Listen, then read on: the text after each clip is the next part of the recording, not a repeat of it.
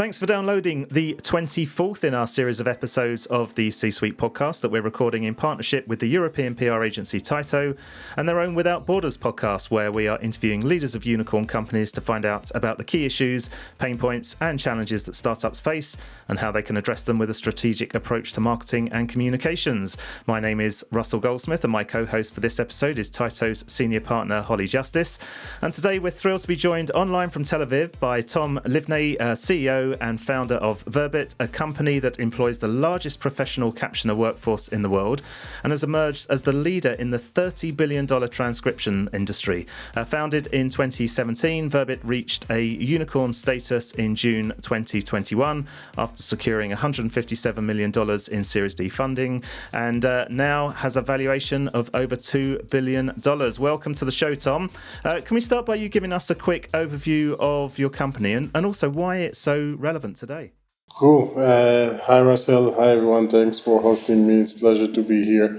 So I always feel lucky that I can say in 3 words, what is Verbit? Verbit is the world's largest AI-powered transcription platform. And we employ almost 600 people. We founded the company, as you said, only 5 years ago. We raised more than $600 million from tier one investors and growing rapidly. We kind of specialize in each industry, if it's education, legal, media. So we provide eventually professional transcription solutions. And, why it's needed in those days, because, we are maybe a bit after the COVID pandemic, right? But when everyone was talking about in COVID about digital transformation, right? When you were learning remotely and then you still need to have the transcription, etc. So we were the go-to company that helped all those companies to comply with the regulation of accessibility, etc. And in general, all this digital transformation, this is exactly what we're doing. We're doing a big existing market that operates manually and transforming it to the digital world. And Tom, I think I'm right in saying you started off your professional career as a lawyer, not in the IT sector at all. So how did you make that transition into tech and specifically in the AI sector? Sure. So, as you said, I started my career as a lawyer and I was facing the transcription problem while I was a lawyer. So eventually my eagerness to solve the problem was from being a frustrated customer. So I have my own pain and I said, okay, it's have to be a better way, right? And in general, as an entrepreneur, when you're looking for a problem to solve, you're looking for a problem with high friction, low efficiency, where you can bring technology and literally change it around to make it much more efficient and, frictionless with just click of a button. Think about, for instance, what Uber did for the taxi industry. Before Uber, you had to call to a taxi and then you had to go down and wait and to get wet at the rain, then to tell the taxi where to go and they will hear different place and go different location, and then you have to pay them to get the change back. So it was really many friction, not efficient, right? So today, just with one click, you can get everything done, right? So this is exactly at the meaning of it. So then, as a frustrated customer, I understand that, the transcription is outdated, manual, a lot of friction, low efficiency. And I just said, okay, I want to apply technology to kind of revolutionize the market. And when you're talking about automation and digital transformation, usually is driven by AI. And this is how I found myself in establishing Verbit 5 years. And again, never imagined, even if our wildest dream, that will be in 5 years where we are today, with more than 2,500 enterprise customers, etc. So, really excited about our journey, and the good thing that we're not getting started. In the first 5 years, we worked hard, and then reaching more than 100 million in annual recurring revenue, and in the next 5 years we're aiming to be $1 billion. revenue. This is how we were thinking about it. What happened in the first 5 years? What should happen in the next 5 years? So really, looking forward to the journey ahead because the market is there. We just need to consolidate it with our technology and our strategy, and it's execution risk, what I call it. And you mentioned there, Tom, some of the many successes that you have achieved since launching Verbit, from kind of building the team to 600 people, offices internationally. What are some of the key lessons you've learned over the last 5 years? The main lesson that, in order to be successful, that there's few, right? Like for those of you who want to be entrepreneurs, right? So the number one lesson, you have to do something you're really passionate about it, right? So before Verbit, I had another company in the, cybersecurity space. I have zero background that related to cybersecurity, and I didn't have the passion, and this is why it didn't succeed so well. And with Verbit, as I said, I was really the frustrated customer. So, it made it really easy. And to be an entrepreneur, we need, a lot of luck and things to get together to be successful. So, there are certain kind of characteristics you need to have, and it's not a trivial decision to be an entrepreneur. So if you want to go for something, so you need to be passionate. And the number one lesson is it's all about the people, right? So you cannot build a company alone. So your decision around who are you going to start your company with, who you're going to hire for the management team, when you identify that, okay, this person that I hired 3 years ago is not longer good enough, to take us to the next level. We say, okay, 5 years, we reach to where we are, and in the next 5 years, we want to be billion revenue. So all the time you're looking at the management team, are there the right people to help me drive the company to the next level, right? So all the time you need to really work with the great people and kind of give them the freedom to operate. Okay, we aligned on the goal and everything, but give them, because they are much better than you in their domain in general. In other, tip is always hire people you would work for them, right? So when I'm talking about people, so I would like to work for this guy or girl. We are more than 60% women. Yesterday was the International Women Day. So, Verbit, we have more than 60% of our employees are women. So, it's great. But going back to this, so always hire people you would work for them. Just picking up on what you just said there about having the cybersecurity business that didn't work, do you think that has helped in making Verbit a success by having one company that wasn't so successful? Yeah. So I think I learned a ton, from up inside from my previous company, and I think all those learning helped me to, when I started Verbit, to avoid those mistakes. But really, really, quickly you came out of the comfort zone, right? So for instance, now everything that I'm doing it for the first time. I never managed a company with more than almost 600 people, with more than 2,500 customers, and that valuation and that kind of growth, etc. Right? So so then it really helped you to build the fundamentals, the foundation, right? But then once you kind of outperform what you did in the previous one, so then it's everything you're doing for the first time. So.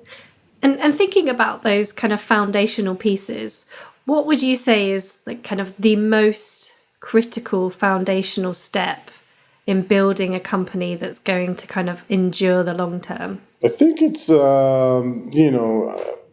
find the product market fit and getting your team right? And right for this stage, right? Because, there are certain people that good for very, very early, building chaotic environment, etc. And people are more scaling the business, right? So you really need to understand the type of people you want to bring to the business, I guess. Tom, I mentioned in the intro, it only took you 4 years to reach unicorn status. Has getting to that milestone, has that changed the perception of the business in any way? No, just a good reason to celebrate that, we've been working hard for 4 years, and reach this milestone. It doesn't mean anything. It just means that there are a lot of investors that believe in us and think that, as you mentioned, this $30 billion market opportunity is really there, and that we are the winner that's going to consolidate. This is what it means, that they kind of checked our technology, think that we have the best technology in the market, that we have this product market fit that I mentioned earlier. So like the definition for product market fit maybe is that like the average salesperson in the company is selling to average customer. And what does it mean? That, okay, as a founder, you always need to be and CEO, the best salesperson of the company, right? If you sell to investors, you sell to employees, you sell to customers, etc. So so you know how to sell. You should know how to sell, and then if like just an AE, right, random account executive selling to really typical customer and really doing it repeatedly, so okay, you have a product market fit. And then okay, you need to press on the gas and really scale that. And your question, like regarding that, so as I said, like this was a good reason to celebrate. We were happy, but we also understand the responsibility and what are the expectations from us and how we need to deliver and really keep growing the business. Great. And you mentioned, just how many clients you've got. If I've got my research right, they include the likes of CNN, Fox, the London Business School, Harvard University. What we were keen to understand is how, in terms of convincing new clients to choose your products and services over your competitors, how do you achieve that?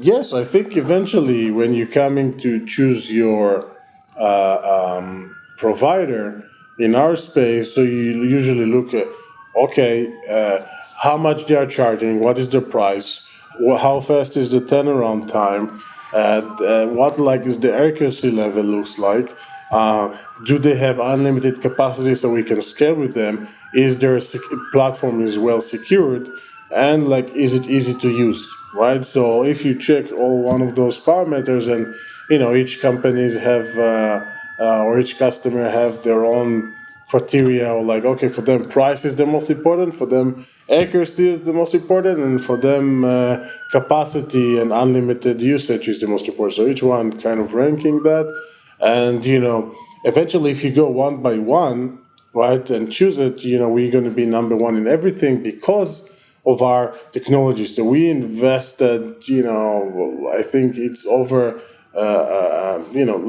a lot of millions of dollars, let's put it this way, into our technology. And then because of the technology, so it's 90% being done by machine and just the last mile 10% being done by human, and therefore our cost structure is better. Therefore our turnaround will be faster, right? Because then the AI is doing the job quickly, and then it's really much easier to kind of just correct the less 10% rather than to write everything from scratch, so you'll be faster. Then in terms of the accuracy, the machine, there is no bad day. Once you train your technology and your AI for this customer, for this specific use case, then, the AI will be better and the accuracy will be more consistent. We invested a lot in the integration and to make the ease of use of the product, right? As I said, how easy it is to use the product. Unlimited scale, right? Because of our technology and everything, we have unlimited scale. We invested a lot also to be the most secure platform with HIPAA compliant SOC 2. So then when you go into each one of those criteria, we will definitely going to be the number one. So this could be a no-brainer for every new customer to choose Verbit. So you're involved in a business where AI is crucial, as you've just mentioned, to the growth and the success of Verbit. Yet you also have a huge team of transcribers working for the company. So I was just quite interested to get your view on the topic of machines versus humans that is quite often closely discussed alongside the growth of AI. How have you seen AI affecting the work of humans, and what are your predictions for the future? Yeah, this is a really, really great question. So I think there are people that are afraid from AI, that it's like this automation gonna replace them and eliminate them from their job. I don't think this is the case, and this is also not our strategy. And the way we are thinking about it is how the AI can make the human more productive, right? So, for instance, okay, if you need to transcribe this podcast, as if you're gonna, sit down, listen to it, and type it from scratch. Okay, you're gonna have a lot of more manual work. If like the AI gonna give it the 90% accuracy, because you hear, for instance, my terrible Israeli accent, right? So accent is really tough problem to handle with AI for speech. So then I'm pretty sure the AI won't get it 100% correctly. And then, okay, you're already getting automated transcript with like very, easy to use machine human interface and much really optimized to do so. So then, it's just making it more productive, easier, and you can complete more transcript this way. So I think that the role of AI is how we can really optimize and improve and kind of make the human more productive. Is how I think about it, because in area that require 100% accuracy, like we need in transcription, so there is no AI, in my point of view, that can get it to 100% accuracy. And did it take you some time to get that balance right between kind of how much a human should get involved in reviewing the content? I think this is our constant kind of challenge on how we can improve the level of automation and kind of reduce the and to make the human life easier, right? So like to reduce their involvement, to make their life easier, so the AI will get better. And sometimes it really depends. In our case, with the audio quality, right? So now if the recording is sucks and you have a lot of background noise and everything, it will make it much more difficult for any human being to transcribe it. So the same is making it much more difficult to the machine to transcribe it. And Tom, as we record this episode, we're coming towards the end of the first quarter of 2022. What's next for Verbit? What have you got planned? For now, we operate only in three main verticals, and we want to enter into new verticals. We want to expand our footprint in geographical, like to different countries, different regions, different languages that we transcribe, different use cases, different verticals, as I said earlier. So a lot of growth ahead. So it's mainly keeping the culture and the team that are really motivated and enjoying to work with us, and then to make the customer happy, to support them, make our shareholder happy, and then to kind of and I think eventually in this time frame we're also going to go public. We're still an independent company, and also part of our growth strategy is acquiring manual related transcription businesses and kind of help them with our technology to perform better. So we're really excited about the strategy and looking forward to do more of those M&As. We just announced last week on an additional deal, and we have a few in the pipeline as well. Fantastic. You just mentioned culture just then, Tom. I want to come on to that. It's one of the things that we're keen to talk about, culture and also communications.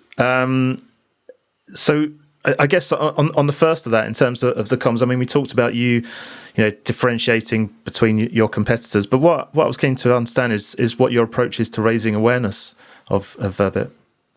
Sure. So I think this is also related to our culture and to really critical areas that we're focusing on. One thing, we have 35,000 freelancers that work for Verbit from more than 120 countries. And we are getting emails on a weekly basis because of Verbit.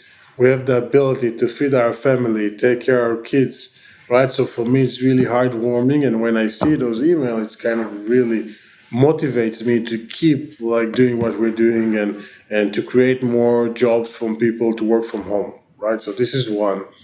And the second is around accessibility, right? So think if there are deaf people that want to listen to their podcast, right? They can't, right? Only if they're going to have a full transcript so they can read, okay, they can really enjoy the content the same as the other people that are listening to us right now.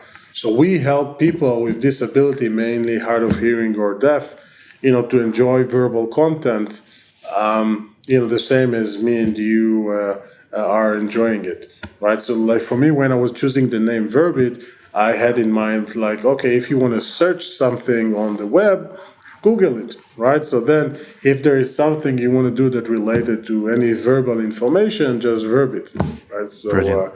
And this was like the aha moment for me with the name, and the rest is history. Very good.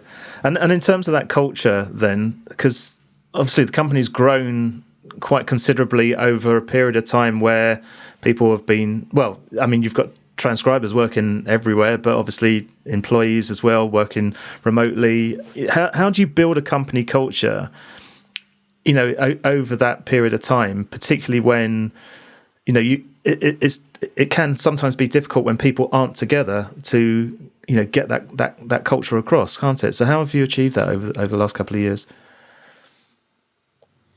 Yeah, it's a great question. It's a constant effort. It's not like something that's just happening and that's it. But I think it's all start from the head, like literally starting from me, around how my work ethic and how do I behave, and then this is like really affect the people that I hire in the C-level that report directly to me, feel the energy, feel the dynamics, and then they want to see that they're actually connected to it. And then like those are the kind of people they're hiring. The questions that we are asking the potential employees in the interview are related to that, to check if this is something that they will enjoy. But eventually it's all about doing good, doing well, help people with disability create more jobs from home, right? So this is like a key area of focus, and also for us is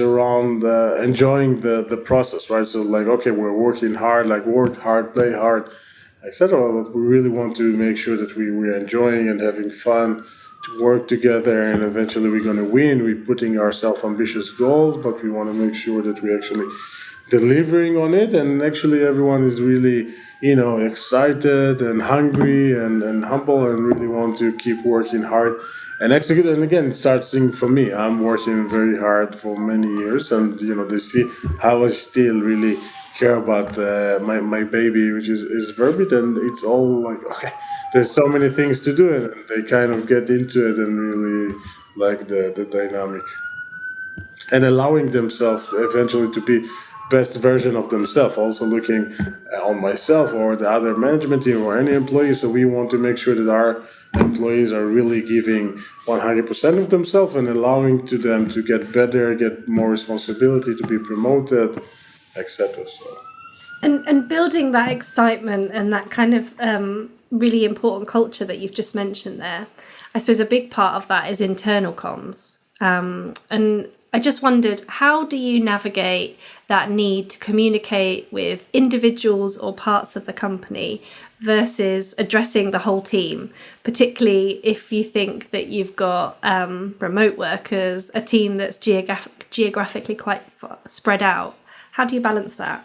Yeah, it's a really good question. So I think we are having once a month all hand meetings to all of our employees from all the locations, over Zoom to make them, connected, and then we kind of updating them and the situation on the business and allowing them to ask questions, etc. So really, like sharing with them everything is going positively and even negatively in the company. So like they need to be aware to everything because they are part of us, and need to be aware to everything. So this is one, but eventually it's all about the tools, right? So like, okay, if using Zoom, using Slack, using email, right? So like I have weekly meeting with like my direct reports, right? That I'm kind of having them weekly on the agenda. We have a weekly management meeting, and then we're kind of syncing on everything. And eventually, each manager have their own styles on how they want to manage the team, and I give them the flexibility and the freedom to do so. We just need to make sure we are aligned on the goals and going to execute. And yeah, so like we invest a lot in communication, right? So we need to make sure that the employees feel part of the company, of the family, right? As you said, like now working remote, so sometimes we're doing those kind of activities online via Zoom, right? So like you find a creative ways to make them engage, etc. And we're investing a lot in the tools that we use. I just mentioned like Zoom, Slacks, etc. But there are many other tools that we're using in order to make sure we're communicating well and really having fun to work together in a collaborative way. And one of the things that's probably quite unique for Verbit is that workforce of, I think you said 35,000 freelancers that work across the globe. How do you approach communicating and engaging with that vast number of people? Yeah, really good question. So we kind of dividing it to like a few elements. One is like how you recruit those people, right? How you create the awareness, which kind of people you recruit, etc. So I have a team just focusing on recruiting the new transcriber. Then we have a team of onboarding the new transcribers, right? So once they got accepted, we've all the tutorial, really explaining them what to do, what we expect from them. But so we streamline the process, but still there are people that are in charge of like the training, let's put it this way, and the qualification of like the transcriber. And then like you have the third group is more about the monitoring and ensuring the quality, right? So like, okay, if a transcriber messed up once, you give them a warning. He messed up twice, you said this is the last warning, and then the third time he or she is out, right? So like you don't play games, and then like, and we explain them really carefully at the training and the onboarding. Yeah, this is what we expect. You're going to have a team that constantly monitoring your performance to ensure that we're giving to our customer top quality. We obviously build a lot of IP around that. It's not like someone is reviewing all their work. So, a lot of technological tools to help us to do so. And yeah, so this is how you kind of professionalize in each element, and this is how you manage the 35,000. And switching from internal comms to external, how do you view your role as an external spokesperson, representative of the business? And yeah, is there anything that specific that you've learned along the way? Oh, sure. So I'm the face of the company, right? So I'm the founder, I'm the CEO. So all the eyes on me, and like they really expect me to be this visionary leader that really know how to articulate well the story. And I think what you said about what I learned is that eventually it's all about storytelling, right? If you know to tell your story well, to understand who is sitting in front of you, what they like, right? So investors sometimes they are more financial people, and sometimes they're more tech product people, right? So you need to understand, okay, this guy is more techy product, so you need to focus on that, make them excited. I said, oh, this guy is more a banker, kind of, okay, this is our revenue model, business model, this is how we bring customers, this is how we make money, this is the potential could be. So you really need to understand who's sitting in front of you and how kind of to articulate well the story that will resonate with them. And you need to practice a lot. I think I did it, more than 1,000 times, and I still really enjoy it to tell the story whenever I need to do it again. So maybe it's just me. And what's been the biggest communication challenge that you've faced along the journey? Oh, so if you remember, we discussed about the people in the management team that not necessarily are suitable to the growth phase that you are right now. So, like having those conversation with the managers that are not necessarily suitable for the phase of the company right now. So you need to tell them either, okay, I'm bringing someone that you now going to report to, right? Like he's going to be in charge and you're going to report to him, or like just saying, look, it doesn't work well, we hired someone else and, we need to say goodbye. So those kind of communication always really difficult for me. And how do you overcome them? How do you face those? With a lot of grit and, empathy also. And, but eventually the way to overcome it is like, look, my role, and always I think is kind of on top of my agenda. What is the best interest for Verbit? Like I'm not taking any, decision that is good for Tom, etc. Like always, what is the best interest of the company in mind? And this is how you get the decision. And if you get, look, this is the right thing, for the company, and then it make it easier for everyone to get an alignment around it. Tom, we've got one final question for you that we've asked all our unicorn leaders in this series. If you were to go back in time and speak to your old self, what guidance about communications would you give yourself? And also what steps would you encourage yourself to take in order for you and the business to excel in communications?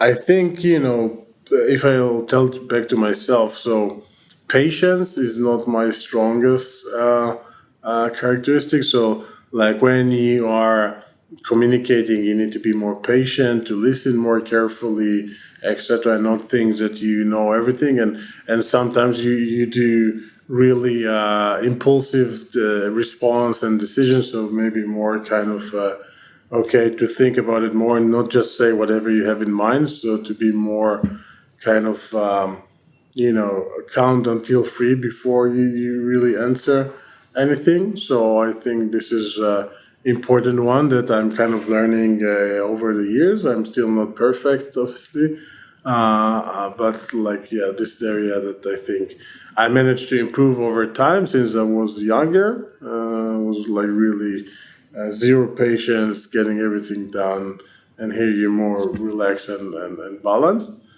I think eventually communication. This is one of the key factors that affect the performance of the business, right? So if you communicate clearly, you really make sure that everyone understands what they need to do, why they need to do it, and how to do it. So it makes everything really easy. So don't underestimate, to communicate and over communicate. Now, if you're even with like working remotely or hybrid, etc. So in order to make sure you are communicating correctly, so sometimes even over communicate, right? Like it's not the same that people sitting next to you. Now it's all about the Zoom, Slack, whatever. So you need to make sure that sometimes people misunderstand the way you, or like when they read it, they think that you actually understand it in the wrong way. So you need to understand the messages are correct. And I think if what you need to do to make it better, to excel, is more around, okay, treat it as something like very important, as a priority, and kind of be professional in it.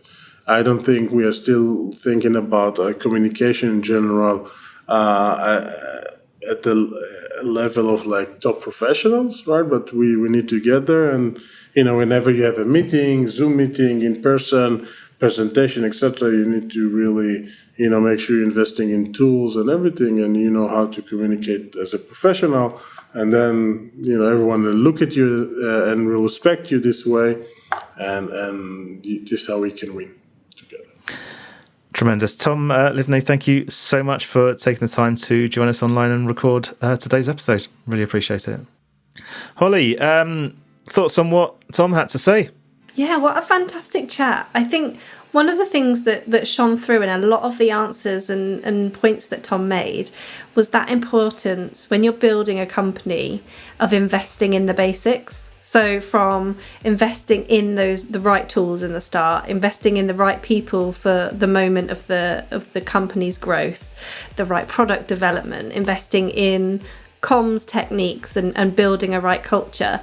I think one of the key things that you can always think about when building a fast growing company is those things can come later. But actually, I think kind of a real testament to Verbit's success is that they focused on those really core elements up front that's kind of set them up for that fast growth and better success more quickly. Yeah. And I picked up on the bit him talking about doing something that you enjoy, which obviously is going to make such a difference, isn't it? Yes. In terms of like, yeah, totally. The growth and how he's built a clear passion for the area of transcription, but I loved how it was born out of a really frustrating moment for him. Yeah. So he was frustrated as a lawyer because of the service, and he's built this huge company and passion area off the back of that. Definitely.